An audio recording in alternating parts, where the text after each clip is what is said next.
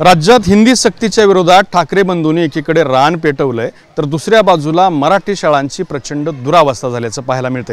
मी सध्या छत्रपती संभाजीनगर जिल्ह्यातल्या लोणी बोडखा या गावामध्ये आहे। त्या गावामध्ये ही साधारणपणे 1952 साली बांधलेली शाळा आहे आणि आपण बघू शकता की त्याच शाळेमध्ये आजही विद्यार्थ्यांचं शिक्षण सुरू आहे। ही पत्र्याची शाळा आहे, भिंती मोडकळीस आलेली आहेत आणि खाली सगळं सरदावलेलं रान राहते, अगदी पत्रे फुटलेले, त्याच्यामुळे या खोल्यांमध्येच पाणी सुद्धा साचतं, त्यामुळे अत्यंत कठीण परिस्थितीमध्ये या विद्यार्थ्यांना इथे शिक्षण घ्यावं लागतं। आता बघू शकता आपण हे की साधारण आजपासून 50-60 वर्षापूर्वी बांधलेली ही शाळा आहे, ज्या शाळेवरची पत्र सुद्धा जुने झालेली आहेत आणि सगळ्या भिंती जर आपण बघितल्या तर त्या पूर्णतः मोडकळीस आलेल्या आहेत। या खिडक्या आपण बघा, खिडक्या सुद्धा जुनाट पद्धतीच्या आहेत, हे दरवाजे जे आहेत ते सुद्धा जुनाट पद्धतीचे असल्याचं आपल्याला पाहायला मिळते। शाळेच्या आतमध्ये जर आपण प्रवेश केला तर हे सगळे असे फुटलेले पत्र आपल्याला वर पाहायला मिळतात। इकडे जर बघितलं हे जुने आडू आहेत लाकडाचे, त्याच्यावरती ही सगळी पत्र ठोकण्यात आलेली आहेत आणि त्याच्यामध्ये ही शाळा चालते। खाली जर आपण बघितलं तर ह्या भिंती ज्या आहेत त्या जीर्ण झाल्याचं पाहायला मिळतंय आणि हे सगळे विद्यार्थी अशा पद्धतीनं बाकड्यावर बसलेले आहेत। इथं एक बल्ब लावण्यात आलेला आहे। या शेवटच्या विद्यार्थ्याला जर आपण बघितलं तर उजेड पोहोचत नाही, त्यामुळे इथल्या विद्यार्थ्यांना हे सगळं अंधारामध्येच शिक्षण घ्यावं लागत असल्याचं सुद्धा चित्र आपल्याला पाहायला मिळत आहे। अत्यंत वाईट अवस्था या शाळेची आहे। याच्या पुढचा आपण जर दुसरा वर्ग बघितला तर त्या वर्गाची सुद्धा अवस्था अत्यंत भीषण पद्धतीने आहे। हा दुसरा वर्ग आपण बघू शकता इथं की ह्या भिंतीला इकडे चीर गेलेली आहे, इथून ही भिंत पूर्णपणे पडायला झालेली आहे। तर दुसऱ्या बाजूला ही इकडे जर आपण बघितलं तर इकडे सुद्धा ह्या भिंतीला चीर पडलेली आहे आणि चीर पडल्यामुळं या शाळेच्या भिंतीचा हा जो दरवाजा आहे तो पूर्णतः निखळला असल्याचं आपल्याला पाहायला मिळतं आणि हे लहान लहान विद्यार्थी आतमध्ये शिक्षण घेत असताना आपल्याला पाहायला मिळतात। मध्ये जर येऊन आपण बघितलं तर इथं सुद्धा हे जुनाट दरवाजा आहे, 50-60 वर्षापूर्वीचा हा दरवाजा असेल। त्याच्यानंतर खालची जी फरशी आहे ती फरशी सुद्धा पूर्ण उखडलेली आहे, वर खाली झाल्याचं सुद्धा पाहायला मिळतंय आणि वरचे जर पत्रे बघितले तर या शाळेचे सुद्धा पत्रे हे पूर्णपणे गळके फुटलेले असल्याचं आपल्याला पाहायला मिळतंय।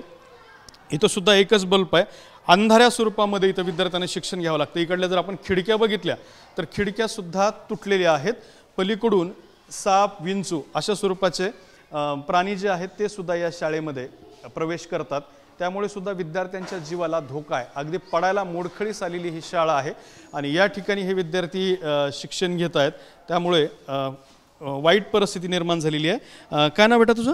अमन। पूर्ण नाव? अमन शाहरुख शाह। कितवीला आहेस? तिसरी। शाळा लईच खराब झाली आहे तुमची, भीती वाटते का इथं शाळेत? का बरं वाटते भीती? क्यों लग रही भीती, डर क्यों लगता है? शाला खराब है। कैसी खराब है, क्या क्या हुआ है शाला को? पत्रे फूटे वाले हैं, पढ़ने को दिखता क्या इधर? तू अभी लाइट के नीचे है, तेरे को लाइट मिल रही है, दूसरे बच्चों को नहीं मिलती लाइट, नहीं ना? तर ही लहान मुलं आहेत आणि ही अत्यंत दुरावस्था झालेली शाळा आहे।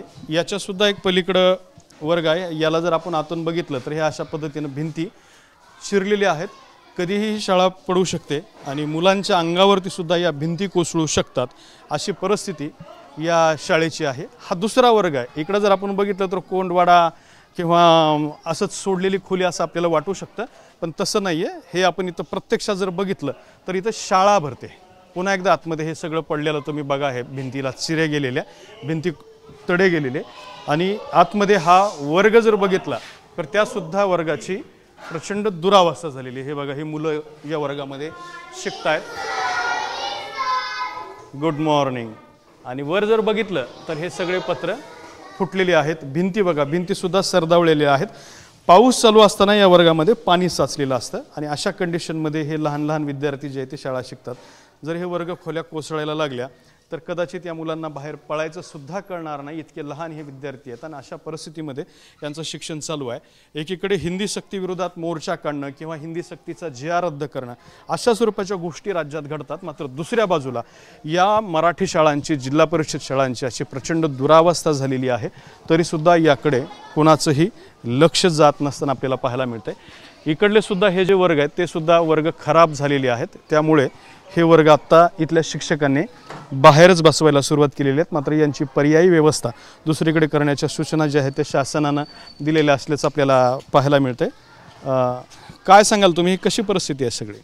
सर याची परिस्थिती इतकी वाईट आहे 2022ला अक्षरशः जिल्हा परिषद संभाजीनगर यांनी उपविभागीय आयुक्त यांचा पत्र जारी केलेलं आहे की ही शाळा पाळण्यात यावी, पण सध्या परिस्थितीत त्याच्यावर काही अंमलबजावणी त्यांनी केलेली नाही।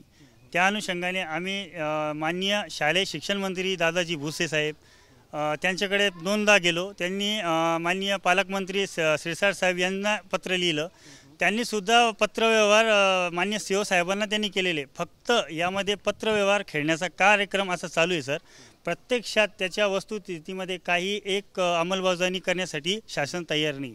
नव्यानं शाळा खोल्या बांधल्या जात नाहीत। आणखी एक ग्रामस्थ आपल्याकडे आहेत। कधी बांधलेली आहे शाळा? 1952 साली याची इमारतीचं काम झालेलं आहे। आजपर्यंत याला त्याच्यानंतर कोणतीच डागडुजी झालेली नाही। 73 वर्षापूर्वीची शाळा आहे। हो हो। काय काय दुरावस्था शाळेची? शाळेची दुरावस्था सर म्हणजे पावसाळ्यामध्ये तर खूप दुरावस्था असते। विद्यार्थ्यांना लिहिण्या कामामध्ये त्यांना अडचण येते, त्यांना बसण्यासाठी जागा पुरेपूर नाही आहे आणि आभाळ आल्यानंतर मध्ये अंधार होऊन जातो साहेब। अंधार झाल्यानंतर विद्यार्थ्यांना स्वतःला दिसत नाही। शालेय समितीने स्वतःचा खर्च करून तिथे मध्ये लाईट बसवलेली आहे आणि आता त्यांना वरून वरचे लोक प्रेशर टाकताय का तुम्ही तिथे बसू नका, तर मग बसवायचं कुठं?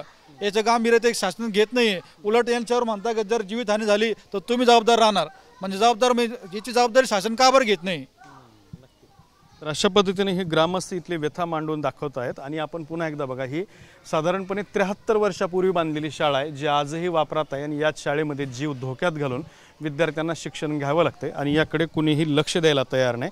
हिंदी सक्तीविरोधात मोर्चा काढणं किंवा ती GR रद्द करणं अशा स्वरूपाची सगळी चर्चा राज्यामध्ये नेते मंडळी घडवतात, मात्र मराठी शाळांची दुरावस्था होत असताना त्याकडे लक्ष द्यायला कुणी तयार नाही। कॅमेरामन अमित अडेसोबत दत्ता कानवटे, TV9 मराठी, छत्रपती संभाजीनगर।